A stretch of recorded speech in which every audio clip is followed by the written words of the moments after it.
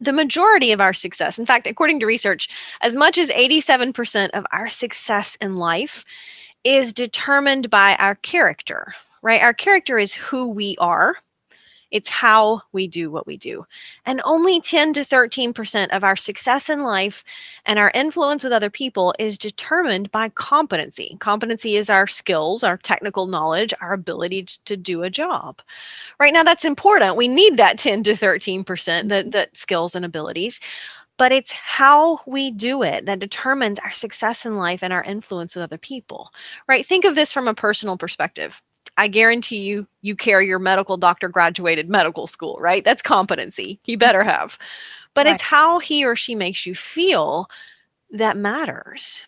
Mm-hmm. And so I get excited about that because, when you look at that, it's absolutely easy to see a character drive success, but nobody ever taught me about, developing my character and how that could be so important to success. I spent years going to college learning competencies, but no one ever talked about character. And I think it's powerful, particularly for women. The first and the most important thing, and I don't know that it's even first because it's something you do continually, right? But the foundational thing is I think we have to develop ourselves, just be intentional about daily personal and professional growth. And what I mean by that is there again, just doing something daily to grow my character and develop it. We absolutely have to develop our skills, sure.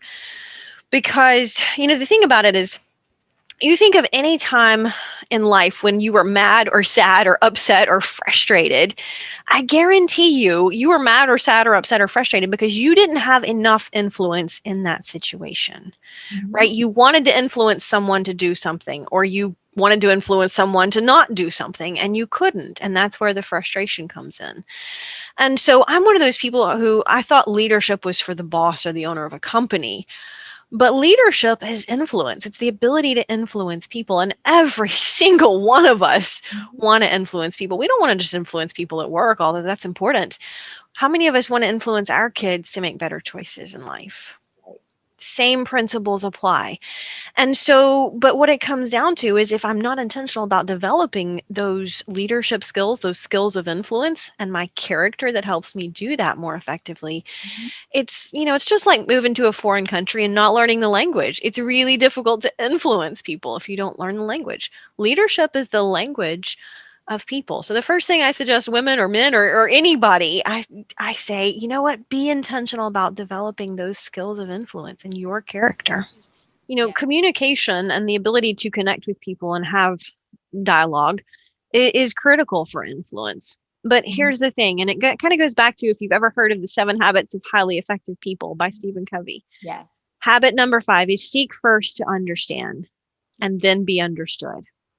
And it's an incredibly powerful tool when it comes to communication, effective communication, and influence. And yet most of us want to speak first, right? We want to be understood and then work on understanding the other person. If we could develop ourselves and our character to just say, you know what, hey, I'm willing to listen first. How powerful that is from an influence perspective. And most of the time, if we're willing to listen first, we can figure the rest out, right? Because if we listen first, the other person feels understood. Even if we don't agree with their perspective, they feel like we've heard them, we understand. We may not agree, but we understand. And so that validates them. And so it says, hey, you care about me enough to listen. And so most of the time, that's the power of connection and communication. And the words that we say are not as important as how we say it. Right. You don't have to be sick to get better, right? There's nothing wrong with any of us. You think of the number 1 athlete in any sport in the world today, they're practicing to get better. There's nothing wrong with that athlete. They're just working to get better, and they better be, because number 2 is out working to get better. Yep. There's nothing wrong with us, but we don't have to be sick to get better, to grow and improve. And when we change ourselves, our world changes. Sure. So I was a victim of sexual abuse. My father started sexually abusing me when I was 12 years old. And it progressed as I got older and he got much bolder. And by the time I was 17, he was regularly having sex with me and would bargain with me, for sexual favors in exchange for something like a night out with my friends. And he always said he wanted to give me the ultimate experience in life, in his words, and that looked like a lot of different things. Sometimes it was taking nude photographs of me. Sometimes it was tying me up and beating me black and blue with a riding crop. And then as I got even older, it progressed to later trafficking me to men he would meet on the internet. And there were times that life was almost not worth living. And I thought about it. I thought about a tub of warm water and a razor blade, because going through that situation and just not having any hope that it would ever get better, right? I couldn't see a potential way out. I couldn't see that the future would be much different. And that's where we start to lose hope, is when we think that today's is good, it's never going to get any better. Um, and you're right. It's and my story is not, unfortunately, not that uncommon for men and women, girls and boys, but in my story is not everybody's story. But what I've realized is that every single one of us face adversity in life. If you haven't yet, you will. It's coming. And we can take what life gives us and be bitter about it, or better because of it. And when I was 19, I met I call him my knight in a shiny Camaro. And 20 plus years later, we've long since traded the car, but I kept him. I married him. And, he was the person that really gave me the courage to leave and to stay gone. And, I left home at 19. I didn't have a job. I didn't have any money. I didn't have a high school diploma. I'd never been to school. I'd been homeschooled my whole life. And I had a duffel bag and a couple pillowcases of clothes, and a whole lot of faith, right? A whole lot of hope. Right. And when I left that situation, I didn't talk about it beyond a few family members and close friends. I didn't talk about what happened to me because I didn't want people to see me as a victim, right? I thought, you know what? I'll just lock up what happened to me in the closet and throw away the key. And I don't want to go back. I don't want to look back. I'm tough. I'm a survivor. I'm just going to push forward. But that's not really healing, right? Because until I was Right. ready to own my story, it owned me. And shoving it up in a closet doesn't Mhm. mean we really heal from the grief and the shame and the pain of that. And it wasn't until 2013, um, more than 13 years after I left home, when I heard Les Brown speak, and he was speaking to a whole room full of people. And he said, "You have a story to tell, and someone needs to hear your story, and you can help that person." And I thought, I've got a story to tell, but I don't want to tell it. I worked really hard to forget it. But it took me a couple of months to realize that if I share my story and I help someone, then that gives me purpose for having come through that, right? It gives me the why. Because I think a lot of times when we go through adversity, our natural human response is to question, why me? Why did I have to go through this? This is painful, this is awful, this is bad. And realizing and sharing my story, I turned what was a horrible, bad thing into something positive, because I don't share my story so people will feel sorry for me. I share my story so that every other person who's going through a tough time can look at me and say, if she can overcome what she went through, so can I, Right. right? If I can bring people that hope to say, what happens to us affects us and it influences us. There's no doubt. I'm a different woman today because of what I went through. What happens to us influences us, but it doesn't determine us. And Mhm. that's our greatest freedom in life, is realizing that we don't have to make bad choices the rest of our life because of something that we encountered or experienced, right? We all start somewhere. And I didn't get a head start in life, but look at where I'm at now. I mean, it's a lot of transformation, it's a lot of growth. And I didn't get here by accident, but just moving forward, like one step at a time, one step at a time. I didn't have a hate and resentment after I left. I couldn't have articulated that. I couldn't have told you that in so many words, but I knew intuitively that holding on to hate and bitterness was only going to pull me down. Mhm. Right. And so what I determined when I left was that person is not going to have one single minute more of my happiness. And I'm not going to give them that power. I'm not going to give somebody else the remote control to my emotional channel, you know? But there again, I couldn't have told you that. I just knew it intuitively. And I just said, you know what? I'm going to put it behind me. Um, but I don't think I really was able to then get to the point of reconciling God's purpose and God's plan with my pain. Mhm. And I like to say now, God doesn't cause the pain in our lives, but He can use it, right? But we have to be willing to let that happen. And I don't think I was able to get to that point until I started sharing my story, because in sharing my story, you know, there again, until I was willing to own it, it owned me. And until I was willing to say yes, it's there and it's painful and it's hurt, you know, it hurts. It's left a scar. But until we're willing to do that and go through the healing process, I don't think we really can accept that, you know, bad things happen and God can use them for good. Because, you know, there again, we tend to doubt God. We tend to question why, and that's perfectly human, right? Our it's and you know, Stephen Covey talks about the difference between being proactive and reactive. And to me, the way I understand that is we're human, right? We all have emotions and feelings. And when bad things happen, they hurt, they're painful, it's a trial. And it's natural to have emotions and feelings. But we don't have to make our decisions and our choices and live our life based on those emotions in the moment, right? We can be reactive to the emotions in the moment, but that doesn't always serve us well. I know I'm not the only one who's said something or done something in the heat of the moment and then later gone, man, I wish I hadn't have done that.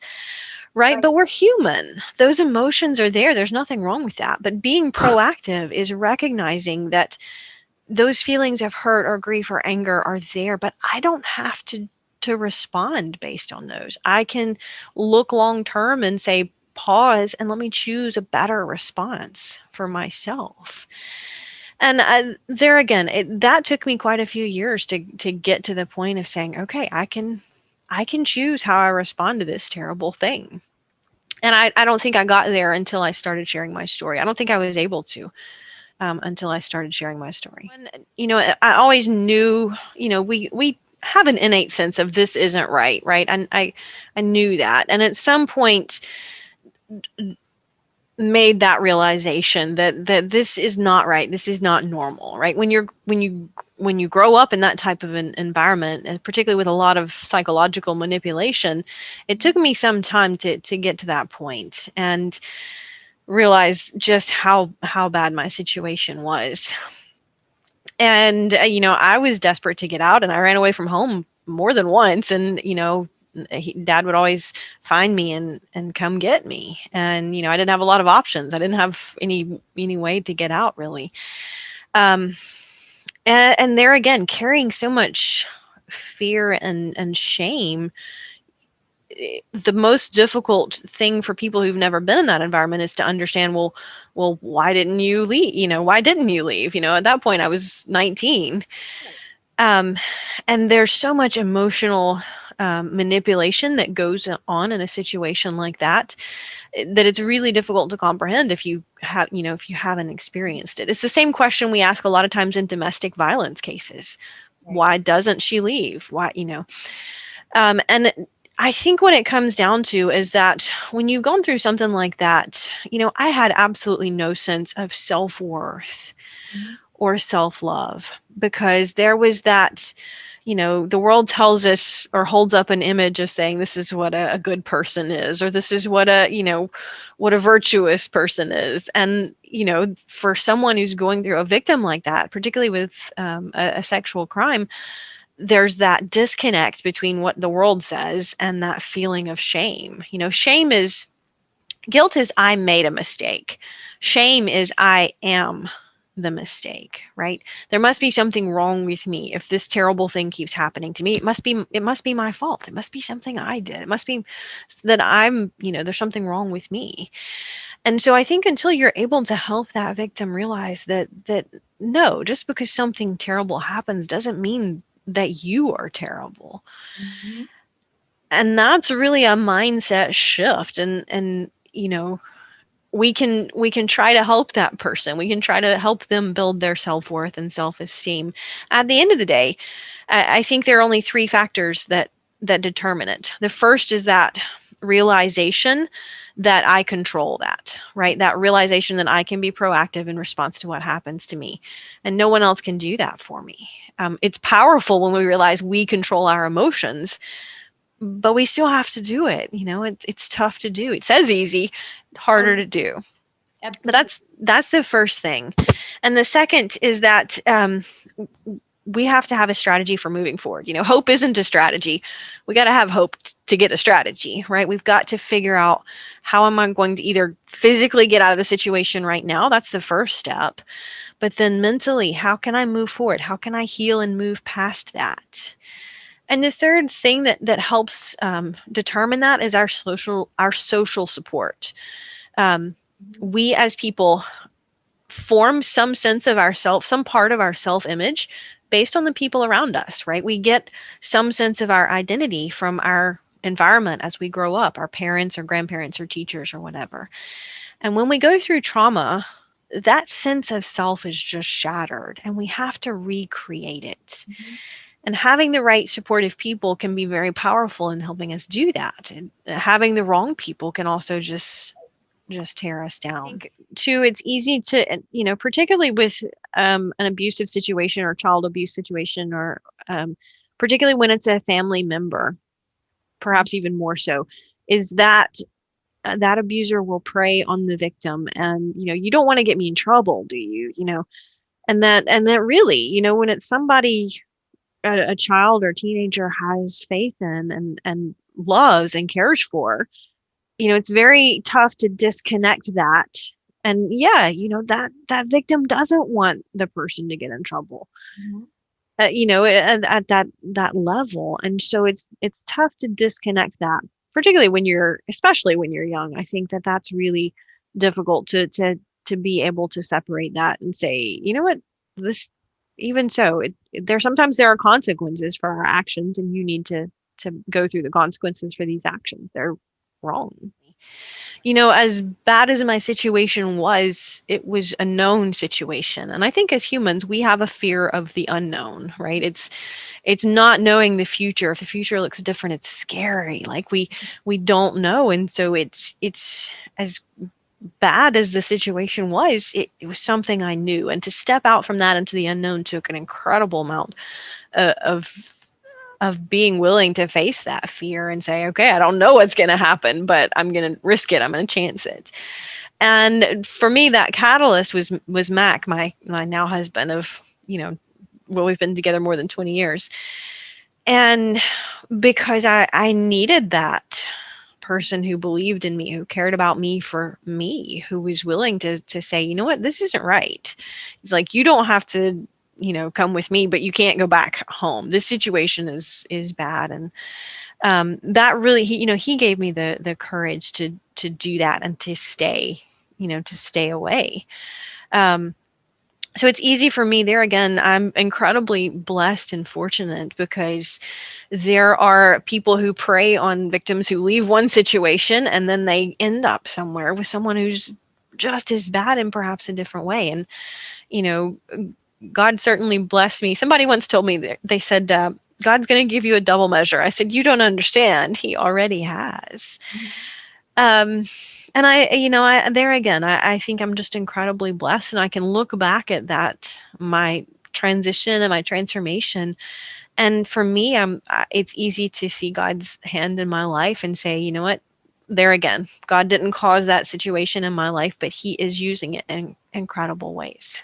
The beauty that I think in this perspective is that, there again, something that could be horrible and terrible, it's choosing to view it in a different light. I use the analogy of, how a photographer with a very fancy camera has this ginormous lens, and when they're taking a picture, they can focus on the foreground and the Mhm. background would be fuzzy, or they could focus on the background and the foreground would Yeah. be fuzzy.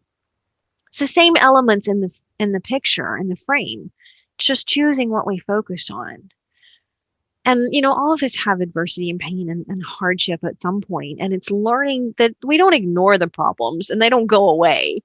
We're Right. just choosing to shift and focus on the blessings that Mhm. we have. And that's what gives us the ability to be resilient. The first thing is getting rid of what I call the victim mindset, right? And it's Hal Elrod said, who said, the moment I take ownership for everything in my life is the moment I can change anything in my life.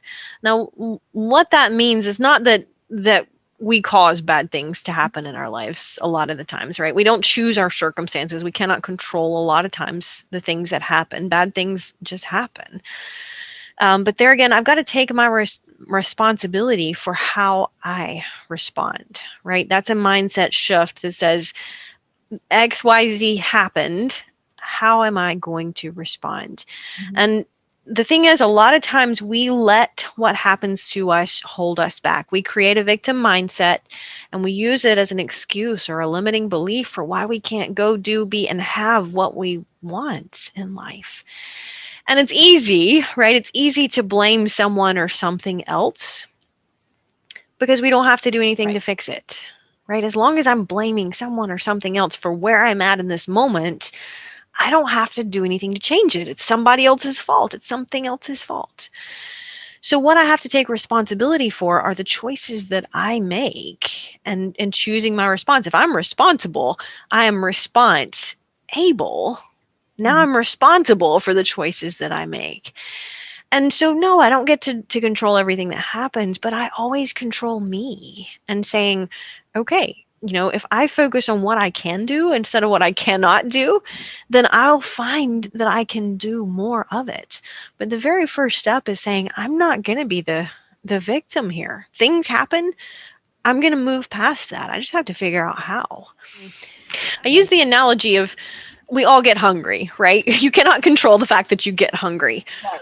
but you control what you put in your mouth in response to being hungry. Mhm. That's a choice that we make. Now, that's just one simple analogy. But we choose our attitude either consciously or not. We choose, what do we do when we get up in the morning? Do we choose to think of positive affirmations? Do we choose to start our day in a positive routine? Mhm. Do we choose habits that don't serve us well to cope or numb emotional pain? But then long term, they tend to just compound over time. Good habits compound or bad habits compound. We choose our habits. And, it's Eleanor Roosevelt who said, I am who I am today because of the choices that I made yesterday. Well, that means that who you want to be tomorrow is based on the choices that you're making today. And it's powerful because we realize that we can make better choices at any moment.